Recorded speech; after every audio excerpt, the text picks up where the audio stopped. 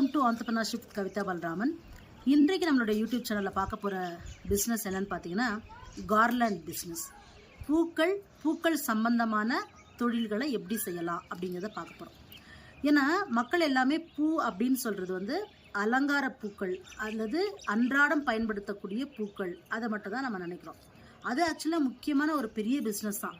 அதை தாண்டி இன்றைக்கி நம்ம பார்த்திங்கன்னா பூ அப்படின்னு வரும்பொழுது நிறைய டிஃப்ரெண்ட் குட்டி செக்மெண்ட்ஸ் இருக்குது. அதெல்லாம் இப்போ நம்ம ஒன்று பார்க்கலாம். ஸோ இப்போ பூக்கள்னு வரும்பொழுது நம்ம ரெண்டு விதமாக பிரிச்சுக்கலாம். ஒன்று நம்ம உள்ளூரில் விளையிற பூக்கள், அதை அப்படியே நம்ம லோக்கல்லே சேல் பண்ணுறது. ஸோ அப்போ என்னாங்கன்னா கன்சம்ஷன் உள்ளே நடந்துருது. ஸோ இது ஒரு டைப்.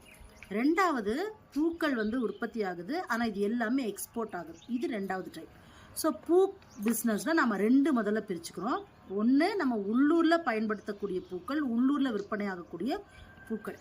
ரெண்டாவது பார்த்திங்கன்னா ஃபுல்லாகவே நம்ம ஏற்றுமதி செய்யக்கூடிய பூக்கள். இதில் பிரிச்சிட்டோம். அப்போ உள்ளூரில் எப்படி கன்சியூம் ஆகுது, அதில் நம்ம எந்த பிஸ்னஸில் இறங்கலாம் அப்படின்னு பார்க்கலாம். ஏன்னா பெண்களுக்கு பூக்கள்னால் ரொம்ப பிடிக்கும். நமக்கு எது ஒன்று பிடிக்குதோ, ஆர்வம் அதிகமாக இருக்கோ, அதை நம்ம தொழிலாக எடுத்து செய்யும்போது அதில் கட்டாயமாக சக்ஸஸ் வரும்.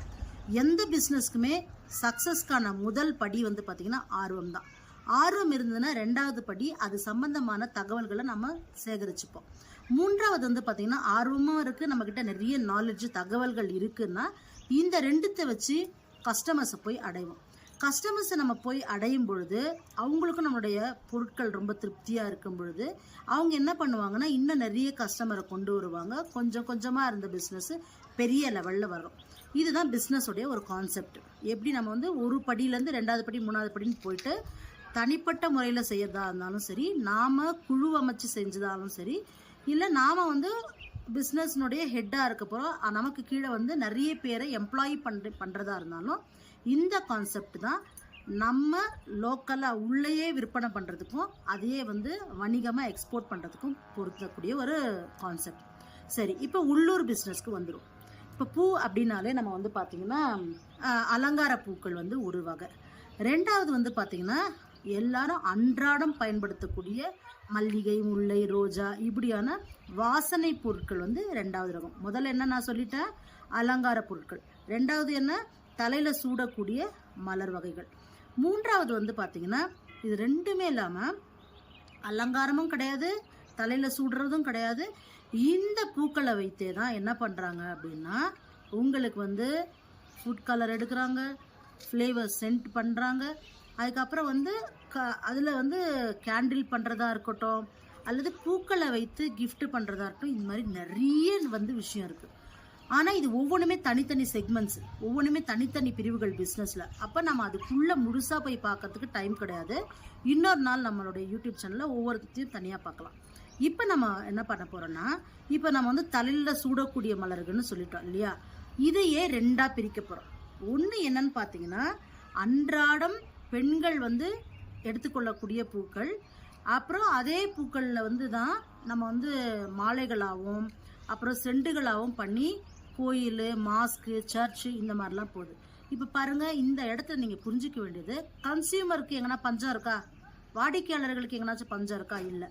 அதனால தான் நிறைய பெண்மணிகள் இன்றைக்கு பூ வியாபாரம் பண்ணுறாங்க. நம்ம நினச்சிக்கிறோம் பூக்கட்டி விற்கிறது தானே, அந்த மாதிரி பூக்காரம்மா தானே அப்படின்னு சொல்கிறாங்க. நீங்கள் நல்லா போய் நீங்கள் அப்சர்வ் பண்ணி பார்த்தீங்கன்னா அவங்களுடைய அன்றாட வருமானம் குறைந்தது நான் சொல்லக்கூடியது 1000 ரூபாயிலிருந்து அதிகபட்சம் 3000 ரூபாய் வரைக்கும் இருக்குது. இது நீங்கள் ஒத்துக்கிட்டு தான் ஆகணும்.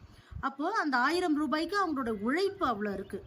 ஸோ இப்போ இந்த பூ பிஸ்னஸில் எப்படி தனிப்பட்ட முறைக்கும் கோயில்கள், மாஸ்க்கு மற்றும் சர்ச்சுகளுக்கெல்லாம் பிஸ்னஸ் பண்ணுறாங்கன்னு பார்க்குறோம்.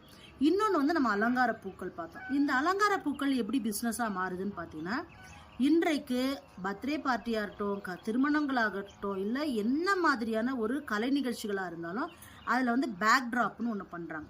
ஸோ இந்த பேக்ட்ராப்பில் பண்ணுறாங்க இல்லையா, இந்த பேக்ட்ராப்பெல்லாம் பண்ணுறதுக்கான பூக்கள் எங்கேருந்து வருதுன்னா தோட்டங்களில் வளையக்கூடிய பூக்கள் தான் வருது. ஸோ இதை பண்ணுறதுக்குனே ஒரு டீம் ஆஃப் பீப்புள் என்ன பண்ணுறாங்கன்னா அதை கரெக்டாக அரேஞ்ச் பண்ணி அவங்க என்ன டிசைன்ஸ் கேட்குறாங்களோ அது மாதிரி பண்ணி அவங்களுக்கு கொடுத்து அதிலிருந்து அவங்க ஒரு வருமானத்தை தேடுறாங்க. அது ஒரு தொழிலாக நடக்குது. இது ரெண்டாவது. மூன்றாவது நம்ம சொன்னது என்னன்னு பார்த்தீங்கன்னா இந்த ரெண்டு வகையும் தாண்டி இதே பூக்களை உங்களுக்கு சென்ட்டு தயாரிக்கிறதா இருக்கட்டும், அல்லது ஒரு சின்ன பொக்கே பண்ணுறதா இருக்கட்டும், கேண்டிலாக இருக்கட்டும், இது எல்லாத்துக்குமே அந்த பூக்களெல்லாம் வச்சு பண்ணுறாங்கன்னு. நீங்கள் தெரிஞ்சிக்க வேண்டியது என்னென்னா, உங்களுடைய ஆர்வம் எதுக்குள்ளே இருக்குது. நான் வந்து தினமும் பூ கட்டி எனக்கு கொடுக்கறது, பூ விற்கிறதுன்றது எனக்கு சிரமம். ஆனால் கொஞ்சம் பூ எடுத்தாலும் அதை நான் வந்து ஒரு கலைப்பொருளாக மாற்றுவேன் அப்படின்னா அதை நீங்கள் பண்ணாலும் அது பிஸ்னஸ் தான். இல்லை இது ரெண்டும் எனக்கு செட் ஆகுது அப்படின்னா, ஒரு ரோஜா இருக்குது, மல்லி இருக்குது, அல்லது செம்பருத்தி பூ இருக்குது. அப்போ இதெல்லாம் நம்ம ட்ரை பண்ணி பவுடர்ஸை மாற்றி டீ பேக்ஸு அது மாதிரி நீங்கள் பண்ணிங்கன்னா அதுவுமே ஒரு பிஸ்னஸ் தான். சரி, இது வந்து நான் வந்து வீட்டிலேருந்து செய்யக்கூடியதாக சொல்கிறேன். இப்போ இன்னொருத்தவங்க இருக்காங்க, இவங்க வந்து பார்த்திங்கன்னா பூவை கட்டணும்னு ஆசைப்படுறாங்கன்னா கொண்டு போய் விற்கிறதுக்கான முடியாது.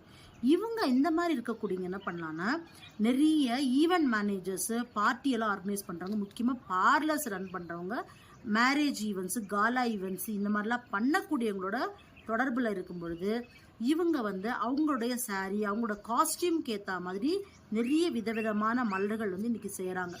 ஒரு ஜடையே இருந்தாலும் கூட எப்பயும் இருக்கிற ஆர்டினரி ஜடைக்கு பதிலாக அந்த ஜடையில் ரொம்ப வித்தியாசமான பூக்களை வச்சுலாம் பண்ணி அவங்க கொடுக்குறாங்கன்னா அதுக்கு பேர் கஸ்டமைஸ்டு கார்லாண்ட் ஒர்க்கு. தனிப்பட்ட முறையில் பூக்களை தொடுத்து அவங்களுக்கு வந்து கொடுக்கறதுன்றதை பண்ணுறாங்க. ஸோ பூ தான் பேஸு ஒரு பிஸ்னஸ். அதாவது நம்ம வந்து சம்பாதிக்கணும்னு முடிவு பண்ணிட்டோம்னா நமக்கு நேரம் இருக்குது, அதே நேரத்தில் நம்மக்கிட்ட திறமையும் இருக்குது, ஆர்வமும் இருக்குதுன்னா இதில் ஏதாச்சும் ஒன்றத்தை நம்ம எடுத்துகிட்டு நம்ம பண்ணும்பொழுது கட்டாயமாக நம்மளால் சக்ஸஸ்ஃபுல்லாக வர முடியும். இது எல்லாமே உள்ளூரில் நடக்குது. சரி, வெளியூர் எப்படி இதை எக்ஸ்போர்ட் பண்ணுறது அப்படிலாம் நிறைய பேர் கேட்குறாங்க. பார்த்தீங்கன்னா ஒரு சின்ன எக்ஸாம்பிள் மதுரையை எடுத்துக்கணும்னா, மதுரை மல்லி பயங்கர ஃபேமஸ். இப்போ ஓசூர்னு எடுத்துக்கிட்டோன்னா, ஓசூரில் உங்களுக்கு வந்து பார்த்திங்கன்னா ரோஸ் வந்து அவ்வளோ ஃபேமஸ். அதே மாதிரி அந்த கிறிசாந்தமம் இந்த மாதிரி பூக்கள்லாம் பயங்கர ஃபேமஸ். இப்போ நம்ம எல்லாரும் அங்கிருந்தா பொக்கே பூவெல்லாம் நமக்கு வருதுன்னு நினைக்கிறோம். கட்டாயமாக நமக்கு வருது, ஆனால் நமக்கு வரக்கூடிய பூக்களோட அளவு மிக குறைவு. ஏன்னா அங்கே இருந்து பறிக்கப்படக்கூடிய முதல் தரமான பூக்கள் எல்லாமே எக்ஸ்போர்ட் ஆகி வெளிநாடுகளுக்கு போகுது.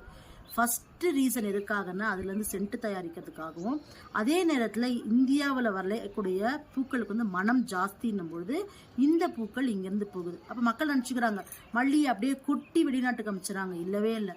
நீங்கள் வந்து மதுரையில் வந்து பார்த்தீங்கன்னா அத்தனை பெண்கள் யாராச்சும் ஒருத்தங்க வந்து பிஸ்னஸ் அதை லீட் பண்ணுறாங்கன்னா அவங்களுக்கு கீழே 50 பெண்கள் அல்லது 100 பெண்கள் வந்து மாலையை கட்டக்கூடியவர்களாக இருக்காங்க.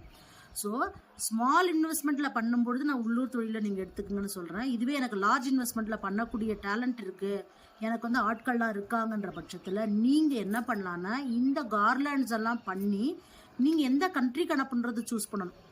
கண்ட்ரி ரொம்ப முக்கியம். ஏன்னா கண்ட்ரி வந்து தான் டிசைட் பண்ணால் நீங்கள் வந்து கண்டினியூஸாக உங்களோட ப்ராடக்டை சப்ளை பண்ணுறதுக்கு எல்லாத்துக்குமே. அப்படி நீங்கள் சூஸ் பண்ணும்பொழுது நீங்கள் தாமரை மொட்டுக்கள்லேருந்து, மனோரஞ்சித மலர்லேருந்து, செண்பகப்பூ மலர்லேருந்து, மல்லியிலேருந்து, அவங்க எதிர்பார்க்கக்கூடிய பன்னீர் ரோஜாலேருந்து, நாட்டு ரோஜாலேருந்து எல்லாத்தையுமே எக்ஸ்போர்ட் பண்ணலாம். ஸோ பூ தானே அப்படின்னு நினைக்கிறோம். உலகத்தில் எல்லாமே பிஸ்னஸ் நான் எப்பயுமே சொல்லுவேன்.